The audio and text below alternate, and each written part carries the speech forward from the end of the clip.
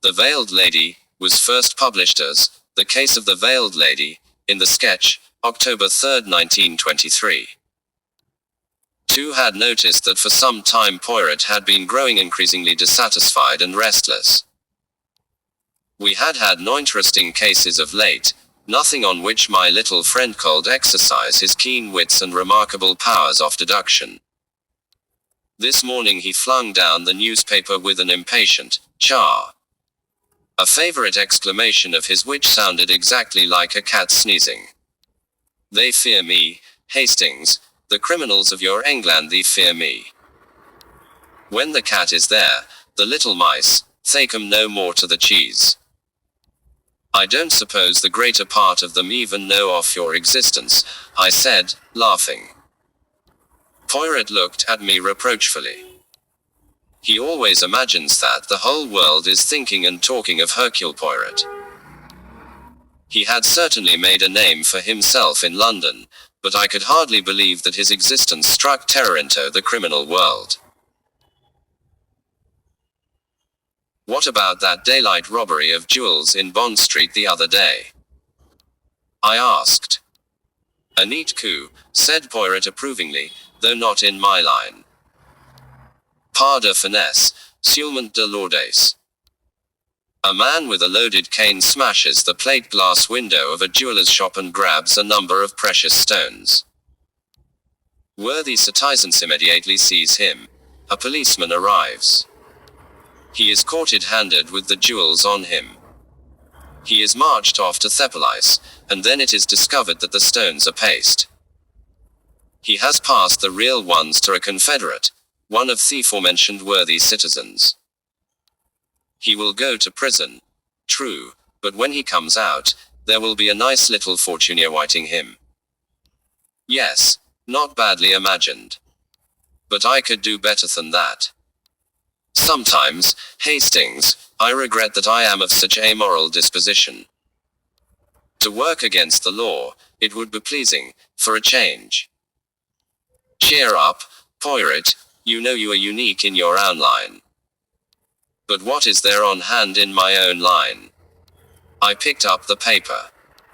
"Here's an Englishman mysteriously done to death in Holland," I said. "They always say that, and later they find that he ate tinned fish and that his death is perfectly natural. Well, if you're determined to grouse." "Tiens," said Poirot, who had strolled across to the window. "Here in the street is what they call in novels a heavily veiled lady. She mounts the steps, she rings the bell, she comes to consult us. Here is a possibility of something interesting. When one is as young and pretty as that one does not veil the face except for a big affair." A minute later our visitor was ushered in. As Poirot had said, she was indeed heavily veiled. It was impossible to distinguish her features until she raised her veil of black Spanish lace. Then I saw that Poirot's intuition had been right. The lady was extremely pretty, with fair hair and blue eyes. From the costly simplicity of her attire, I deduced at once that she belonged to the upper strata of society. "Monsieur Poirot," said the lady in a soft, musical voice, "I am in great trouble. I can hardly believe that you can help me, but I have heard such wonderful things of you that I come literally as the last hope to beg you to do the impossible." "The impossible, it pleases me always," said Poirot. "Continue, I beg of you, mademoiselle." Our fair guest hesitated. "But you must be frank," added Poirot. "You must not leave me in the dark on any point." "I will trust you," said the girl suddenly. "You have heard of Lady Millicent Castle-Vaughan?" I looked up with keen interest. The announcement of Lady Millicent's engagement to the young Duke of Southshire had appeared a few days previously. She was, I knew, the fifth daughter of an impecunious Irish peer, and the Duke of Southshire was one of the best matches in England. "I am Lady Millicent," continued the girl. "You may have read of my engagement. I should be one of the happiest girls alive, but Poirot, I am in terrible trouble. There is a man, a horrible man. His name is Lavington. And I hardly know how to tell you. There was a letter I wrote. It was only 16 at the time. And a letter that you wrote to this Mr. Lavington. Oh no, not to him. To a young soldier. I was very fond of him. He was killed in the war. I understand, said Poirot kindly. It was a foolish letter, an indiscreet letter, but indeed, Poirot, nothing more. But there are phrases in it which might bear a different interpretation. I see, said Poirot. And this letter has come into the possession of Mr. Lavington. Yes, and he threatens, unless I pay him an enormous sum of money, a sum that is quite impossible for me to raise, to send it to the Duke. The dirty swine. I ejaculated. I beg your pardon, Lady Millicent. Would it not be wiser to confess all to your future husband? I dare not, Poirot. The Duke is a rather peculiar character, jealous and suspicious and prone to believe the worst. I might as well break off my engagement at once. Dear, said Poirot with an expressive grimace. And what do you want me to do, milady? I thought perhaps that I might ask Mr. Lavington to call upon you. I would tell him that you were empowered by me to discuss the matter. Perhaps you could reduce his demons. What sum does he mention? £20,000. An impossibility. I doubt if I could raise 1,000, even. You might perhaps borrow the money on the prospect of your approaching marriage, but I doubt if you could get hold of half that sum. Besides, bien, it is repugnant tome that you should pay. No, the ingenuity of Hercule Poirot's all defeat your enemies. Send me this Mr. Lavington. Is he likely to bring the letter with him? The girl shook her head. I do not think so. He is very cautious. I suppose there is no doubt that he really has it. Quote, he showed it to me when I went to his house. You went to his house. That was very imprudent, milady. Was it? I was so desperate. I hoped my entreaties might move him. Oh, la. The Lavingtons of this world are not moved by entreaties. He would welcome them as showing how much importance you attached to the document. Where does he live, this fine gentleman? At Buona Vista, Wimbledon. I went there after dark, Poirot groaned. I declared that I would inform the police in the end, but he only laughed in a horrid, sneering manner. By all means, my dear Lady Millicent, do so if you wish, he said. Yes, it is hardly an affair for the police, murmured Poirot. But I think you will be wiser than that, he continued. See, here is your letter, in this little Chinese puzzle box. He held it so that I could see. I tried to snatch at it, but he was too quick for me. With a horrid smile he folded it up and replaced it in the little wooden box. It will be quite safe here, I assure you, he said, and the box itself lives in such a clever place that you would never find it. My eyes turned toward the small wall safe, and he shook his head and laughed. Behave a better safe than that, he said. Oh, he was odious. Poirot, do you think that you can help me? Have faith in Papa Poirot. I will find a way. These reassurances were all very well, I thought, as Poirot gallantly ushered his fair client down the stairs, but it seemed to me that we had a tough nut to crack. I said as much to Poirot when he returned. He nodded ruefully.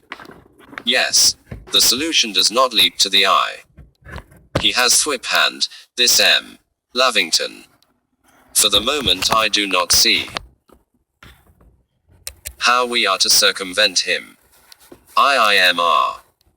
Lavington duly called upon us that afternoon. Lady Millicent had spoken truly when she described him as an odious man. I felt a positive tingling in the end of my boot, so keen was I to kick him down the stairs. He was blustering and overbearing in manner, laughed Poirot's gentler suggestions to scorn, and generally showed himself as master of the situation. I could not help feeling that Poirot was hardly appearing at his best. He looked discouraged and crestfallen. "Well, gentlemen," said Lavington, as he took up his hat, "we don't seem to be getting much further. The case stands like this: I'll let the Lady Millicent off cheap, as she is such a charming young lady." He leered odiously. "We'll say 18,000. I'm off to Paris today, a little piece of business to attend to over there. I shall be back on Tuesday. Unless the money is paid by Tuesday evening, the letter goes to the Duke. Don't tell me Lady Millicent can't raise the money. Some of her gentleman friends would be only too willing to oblige such a pretty woman with a loan, if she goes the right way about it." My face flushed, and I took a step forward, but Lavington had wheeled out of the room as he finished his sentence. "My God!" I cried. "Something has got to be done. You seem to be taking this lying down, Poirot. You have an excellent heart, my friend, but your grey cells are in a deplorable condition." I have no wish to impress Lavington with my capabilities. The more Pusillanimouche thinks me, the better. Why? Quote. "It is curious," murmured Poirot reminiscently, "that I should have uttered a wish to work against the law just before Lady Millicent arrived. You are going to burgle his house while he is away." I gasped. "Sometimes, Hastings, your mental processes are amazingly quick. Suppose he takes the letter with him?" Poirot shook his head. "That is very unlikely. He has evidently a hiding place in his house that he fancies to be pretty impregnable. When do we, do the deed?" "Tomorrow night. We will start from here about 11 o'clock. At the time appointed I was ready to set off. I had donned a dark suit, and a soft dark hat. Poirot beamed kindly on me. "You have dressed the part, I see," he observed. "Come, let us take the Underground to Wimbledon. Aren't we going to take anything with us? Tools to break in with?" My dear Hastings, Hercule Poirot does not adopt such crude methods. I retired, snubbed, but my curiosity was alert. It was just on midnight that we entered the small suburban garden of Buena Vista. The house was dark and silent. Poirot went straight to a window at the back of the house, raised the sash noiselessly and bade me enter. "How did you know this window would be open?" I whispered, for really it seemed uncanny. "Because I sawed through the catch this morning." Quote. What? But yes, it was most simple. I called, presented a fictitious card and one of Inspector Japp's official ones.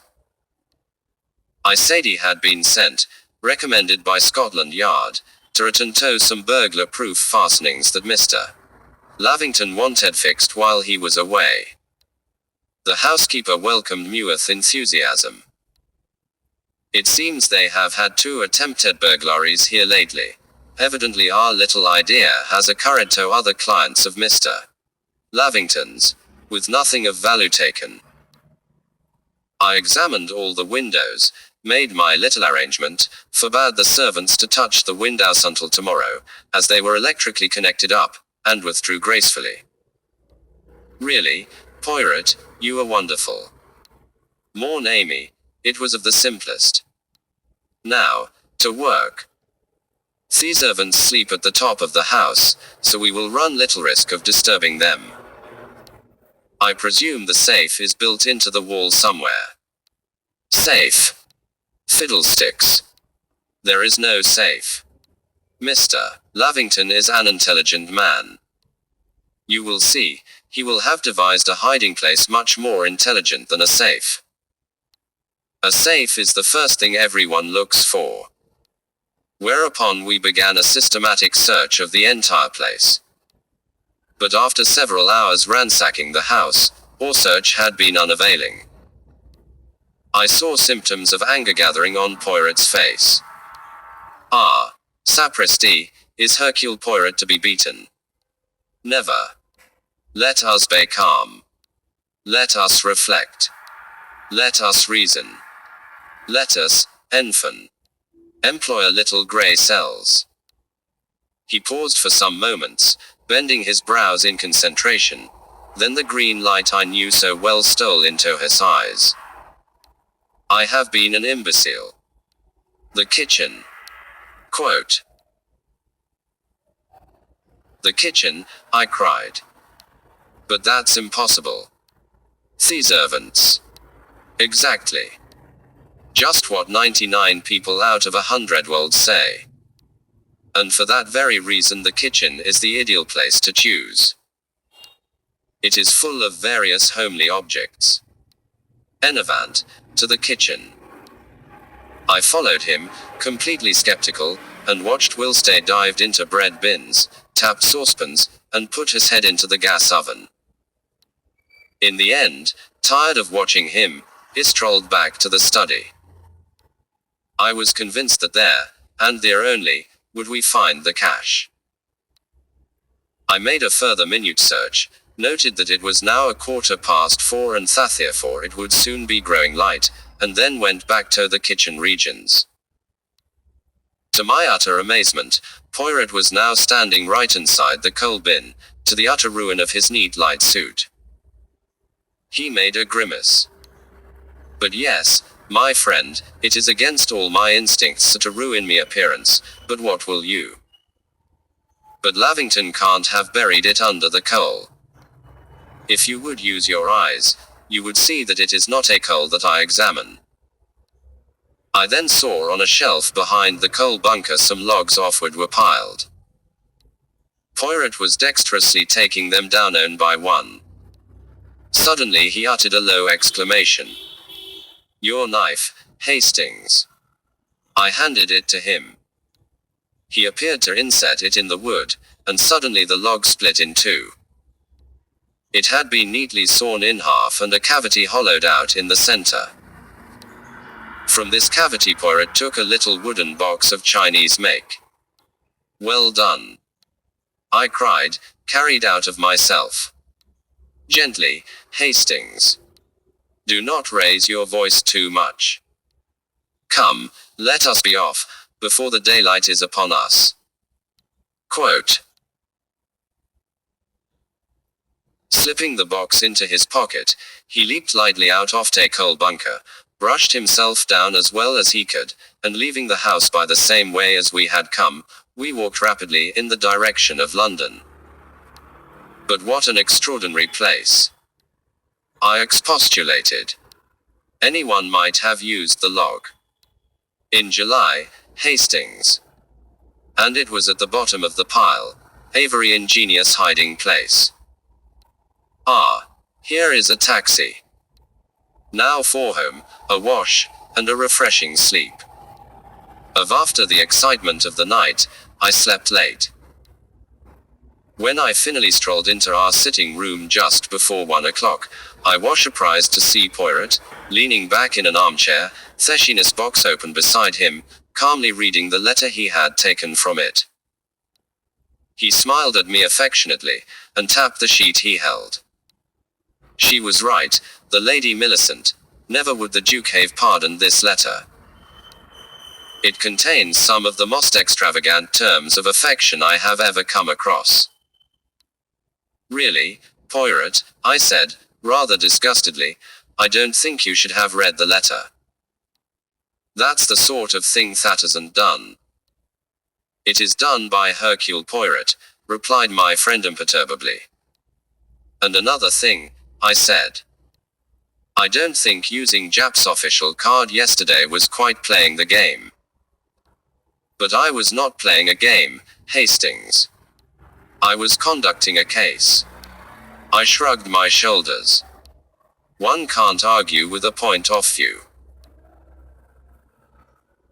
A step on the stairs, said Poirot. That will be Lady Millicent. Our fair client came in with an anxious expression on her face which changed to one of delight on seeing the letter and box which Poirot held up. Oh, Poirot. How wonderful of you. How did you do it? By rather reprehensible methods, m'lady. But Mr. Lavington will not prosecute. This is your letter, is it not? She glanced through it. Yes. Oh, how can I ever thank you? You are a wonderful, wonderful man. Where was it hidden? Poirot told her. How very clever of you. She took up the small box from the table. I shall keep this as a souvenir. I had hoped, m'lady, that you would permit me to keep it, also as a souvenir. I hope to send you a better souvenir than that, on my wedding day. You shall not find me ungrateful, Poirot. The pleasure of doing you a service will be more to me than a check, so you permit that I retain the box. Oh no, Poirot, I simply must have that, she cried laughingly. She stretched out her hand, but Poirot was before her. His hand closed over it.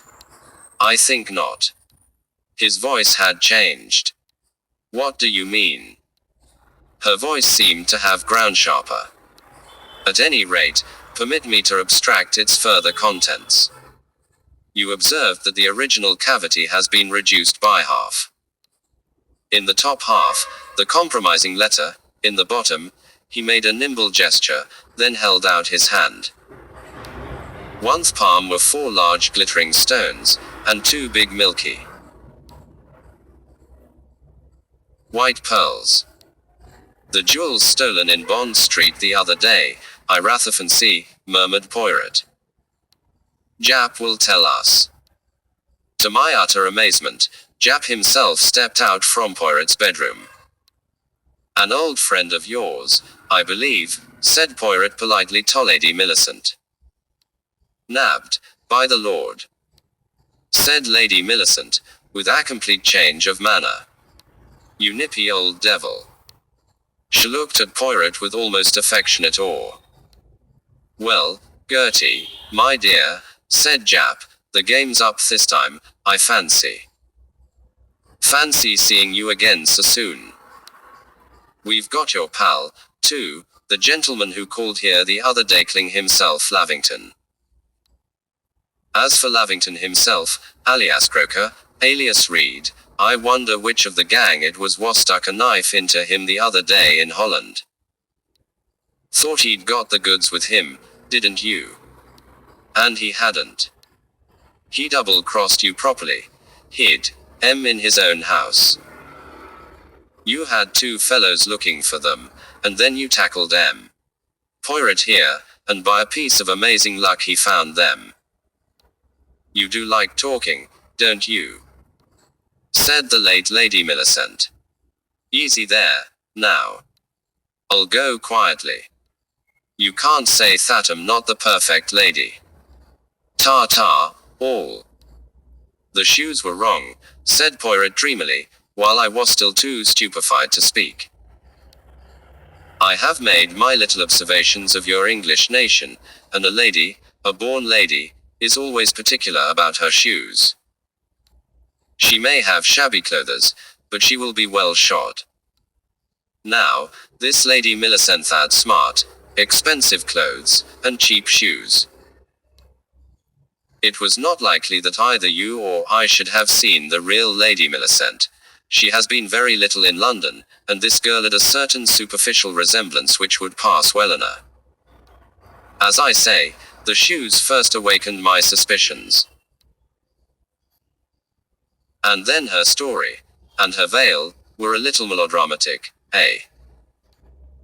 The Chinese box with a bogus compromising letter in the top must have been known to Alfgang, but the log of wood was the late Mr.